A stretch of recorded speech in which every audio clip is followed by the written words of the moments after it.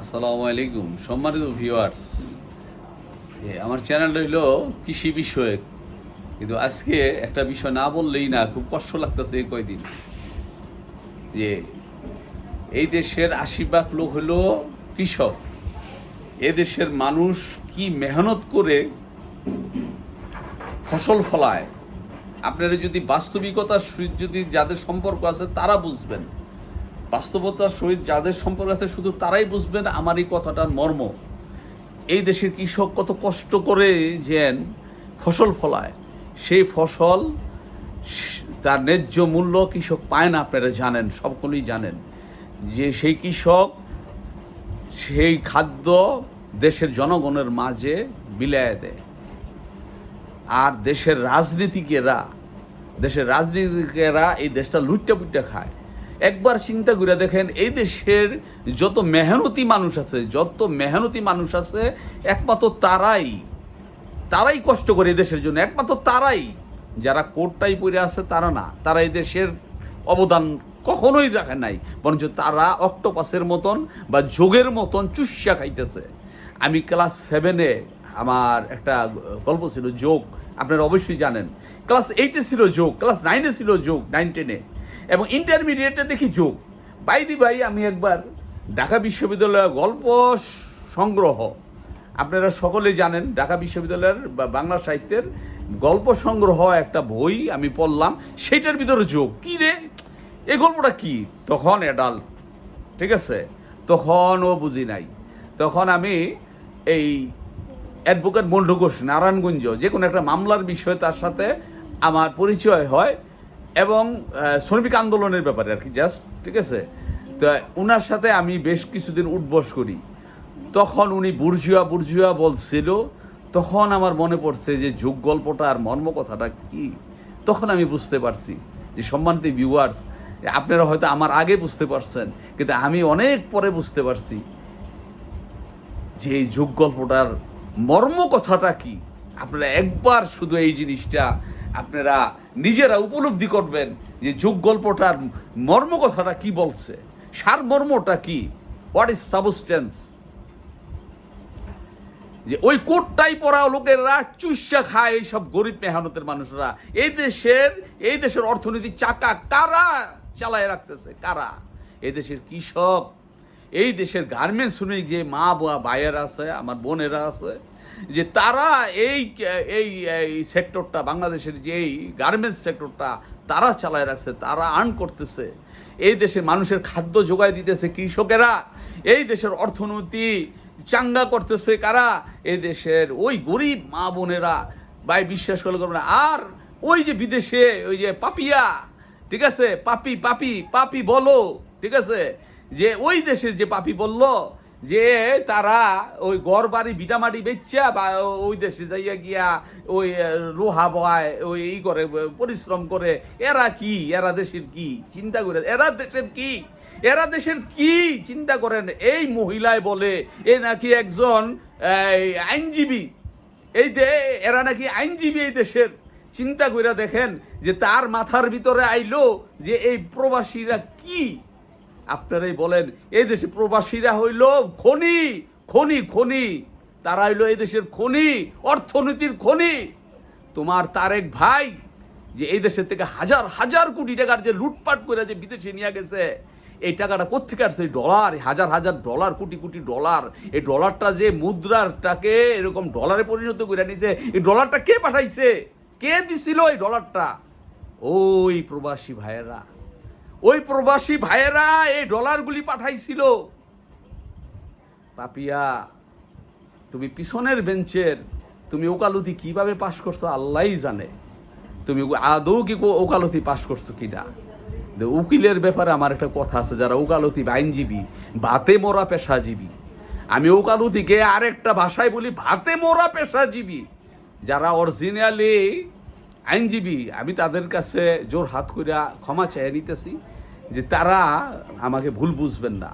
এইসব পাপিয়াদের মতন যারা অ্যাডভোকেট, যারা নাকি আইনজীবী নামের আগে লেখায়, তাদের উদ্দেশ্যে বলতেছি, এরা হলো ভাতে মরা পেশাজীবী। তারা ভাত পায় না তাদের পেশাজীবী কইরা, তারা রাজনীতির গাড়ে চাপে। সাইপে কি করে তারা উল্টা সিধা হাসা মিশা, তারপরে মন চায় যা মন চায় সেটি তারা বললে কি করে তারা জিতার চেষ্টা করে, তারা আজকে রাজনীতিতে আজকে তারা বলতেছে সমুদ্র, কে বলছে এটা? দুদু সাহেব বলছে আমরা সাগর, আমরা সমুদ্র সাগর। দুদু সাহেব ভাই, আপনার এই সাগরগিরি কই থেকে আসছিল? এক ট্রাক বালু সরাইতে পারেন নাই। আমি পল্টনে এই 4-5 বছর আপনাদের এই বিএনপি অফিসের সামনেই ছিলাম, ঠিক আছে? আমার ব্যবসার কারণে আমি এই আপনার বিএনপি অফিসের সামনেই ছিলাম, দেখছি তো যে আপনারা এই 16-17 বছর কি করছেন, কি রাজনীতি করছেন, কি আপনারা ওই এই আব্বাস কয় গাছের ভিতরে গোড়ার ভিতরে পানি দিয়া গাছটা মিলে আলগা করছে, কি কয় এইসব? আওয়ামী লীগের আমলেও কিছু বাসাল মন্ত্রী আছিল, এই বাসাল মন্ত্রীরাও এইসব কথা কইছে। এলা ওবায়দুল কাদের কইছে কি, মন্ত্রী মহোদয় চুপ থাকলে ভালো হয়। আমি বলবো যে বিএনপির যে সব কেন্দ্রীয় নেতারা আছে চুপ থাকলে বিএনপির জন্য ভালো হয়। আপনাদের দেশের আপনাদের দলের ক্যান্সার কে জানেন? আমার কথা না, এটা বিএনপির বড় বড় নেতা তাদের মুখের কথা। বিএনপির ক্যান্সার হলো তারেক রহমান, বিএনপির ক্যান্সার তারেক রহমান। বিএনপির বড় বড় নেতাদের মুখের ডায়লগ, এই বিএনপিটাকে ধ্বংস করছে তারেক। কি করছে সেটা আপনারা ভালো জানেন, আমার সেইটা তোলানি নেওয়ার দরকার নাই, সেই তোলানি আমার লইয়া লাভ নাই, আপনারাই ভালো জানেন। এখন বাকি টুক যা আছে আপনারা মনে করতেছেন যে আপনারা যেইভাবে সিলার যেইভাবে একতরফা সমস্তটা আপনারা নেতিবাচক, যতগুলি প্রস্তাব এই পর্যন্ত করা হইতেছে সবগুলি নেতিবাচক আপনারা বলতেছেন। কি বলতেছেন? ঠিক আছে, যে তাড়াতাড়ি নির্বাচন দিয়ে দেন, মনে করে নির্বাচনটা দিলেই আপনারা কি করবেন? ক্ষমতা যাবেন গা। তারপর কি করবেন আপনারা বলেন তো দেখি, কি করবেন? আবার দুর্নীতিতে চ্যাম্পিয়ন হইবেন, তাই না? আবার দুর্নীতিতে চ্যাম্পিয়ন হইবেন, তাই না? বলেন, আবার লুটপাট। কিভাবে লুটপাট? আবার হাওয়া ভবন। আগে তো হাওয়া ভবন আসলে একটা, এখন সারা বাংলাদেশটাকে হাওয়া ভবন বানাইবেন, তাই না? না, এর জন্য মানুষ স্বাধীন করে নাই এই দেশ, এই দেশটা বাংলার মানুষ স্বাধীন করে নাই এই জন্য যে লুটপাট করতে পারবে কেউ না। ক্ষমতাকে কেউ ব্যবহার কইরা যা ইচ্ছা তাই করবে, ইম্পসিবল, নেভার। আমাদের মতন যারা আছে, যারা মালিক আফসারি ভাই আছেন, যারা নাকি পিনাকি দাদাই আছেন, তারপরে আরো অনেক ভাইয়েরা আছেন, অনেকজন আছেন, গৌতম দা আছেন, আরো অনেকে আছেন যারা আমাদের মতন এরকম কন্টেন্ট বানায়। আমরা এইভাবে কথাগুলি বলতেছি, যারা আমাদের সবচেয়ে বেশি ভালো রাজনৈতিক বিশ্লেষক আমাদের জাহিদ ভাই ছিলেন। উনি আমাদের অত্যন্ত শ্রদ্ধেয় জাহিদ ভাই, কিন্তু উনার যে এখন বর্তমানে যে চলাচলতিগুলি, উনিও বাংলাদেশের ভিতরে ঘৃণিত হবেন খুব শীঘ্রই। উনি বুঝতে পারতেছেন যে উনি অলরেডি ঘৃণার পাত্র হয়ে গেছেন গা, কিন্তু এখনো উনারকে ইউটার্নের মতন উনার সময় আছে। প্রত্যেকটা নেতিবাচক, বিএনপি যতগুলি কথা বলতেছে সব নেতিবাচক, মানে যে যাই বলুক না কেন এর বিপরীতটা করতে হইব। শোনেন, দিন না, এখন নিজেরা মনে করতেছেন যে আপনাদের ছাড়া আর কেউ নাই, না, ভুল। আরে আপনাদের কয়েকজন চান্দাবাজ, ওই চান্দাবাজি করতেছে রাস্তায়। এই ডক্টর মোহাম্মদ ইউনূসের 1-2 ব্যাপার 1 ঘন্টা লাগবো না আপনাকে তুরি দিয়া উড়াই দিতে, 1 ঘন্টা লাগবো না, কিন্তু করে না কেন জানেন? বাংলার মানুষ দেখুক যে আপনারা চাঁদাবাজ, দেখুক, এখন যারা চাঁদাবাজ জানে বাংলার মানুষ, এখনো দেখুক ক্ষমতা না আসতেই আপনারা কিভাবে লুটপাট করতেছেন। বাস স্ট্যান্ড, ঠিক আছে, বাস স্টপেজ, তারপরে যত স্টপেজ আছে, তারপরে চান্দা, এই কাপড়ের দোকান, তারপরে এই পল্টনের বিভিন্ন রাস্তাঘাটের থেকে ফুটের থেকে টাকা উঠাইতেছেন আপনারা। আপনাদের যদি এই চেইনটা যদি টান দেয়, ধরেন, মনে করেন যদি এটা একটা হুলিয়া হয় যে চান্দা কোন হান পর্যন্ত যায়, আমি কি মনে করব যে বিএনপির কেন্দ্রীয় অফিস পর্যন্ত কি চেইনটা কি থামবে নাকি লন্ডনে গিয়ে থামবো? চিন্তা করেন তো দেখি। এই চেনটা যদি টান দেয় দুর্নীতির এই চান্দার চেনটা যদি টান দেয়, তাহলে কোথায় গিয়ে ঠেকবে বলেন? বলেন, কে কি করেন? কেউ কিছুই করেন না। কোনো কাজ আছে? ব্যবসা আছে, পেশা আছে? বিএনপির যতগুলি নেতা আছে, জেলা পর্যায়ের, থানা পর্যায়ের, ইউনিয়ন পর্যায়ের যতগুলি নেতা আছে, আপনার খাতা কলমে লোন, কার কি ব্যবসা আছে? লোন কয়জনের ব্যবসা আছে? লোন দিয়ে আপনি করেন সক্রিয়ভাবে। কয়জন ব্যবসায়ী একটা তালিকা তৈরি করেন তো দেখি আপনারা। আর কয়জন চান্দাবাজ করেন তো দেখি, করতে পারবেন না। যদি এটা সরকার করে তাহলে কি হইব বলেন? একটাও বিএনপি খুঁজা পাওয়া যাইব না, একটাও না। আপনারা যা দেখতেছেন, আপনারা এক সময় তত্ত্বাবধায়ক সরকার নিয়ে আপনারা বলছিলেন, চিৎকার পাচ্ছিলেন, তত্ত্বাবধায়ক সরকার, ঠিক আছে? আপনারা নেতিবাচকই ছিলেন, নেগেটিভই ছিলেন, বলছিলেন পাগল আর নাবালক ছাড়া আর কেউ নিরপেক্ষ নাই। তার জন্য আপনারা দেন নাই। আপনারা এক সময় এই তত্ত্বাবধায়ক সরকার দেন নাই। আওয়ামী লীগ খারাপ, জঘন্য খারাপ, কিন্তু এই খারাপটা তৈরি করছেন আপনারা।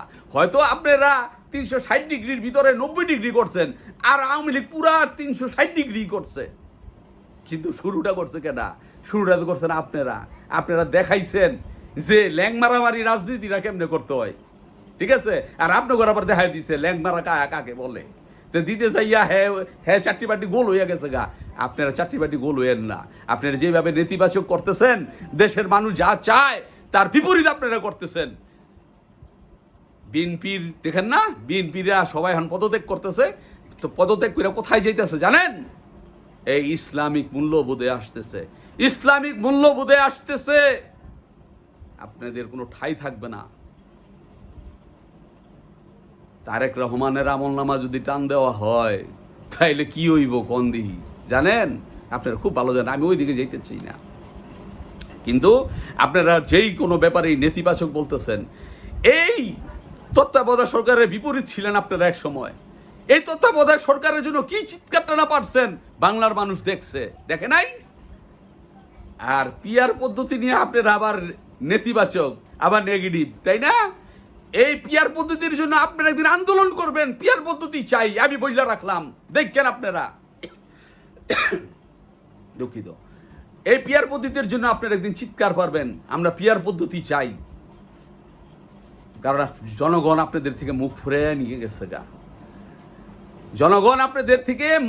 নিয়ে গেছে গা। যেভাবে চান্দাবাজি, যেভাবে পাথর মাইরা মানুষ হত্যা করেন। ফখরুল সাহেব বলেন যে বিএনপি ময়লা আবর্জন থেকে উঠতে পারে। ভাইজি, আপনারা ময়লা আবর্জনের ভিতরে যাইবেন কেন? আপনারা ওই যাবেন কেন? ময়লা আবর্জনের ভিতরে কেন যাবেন?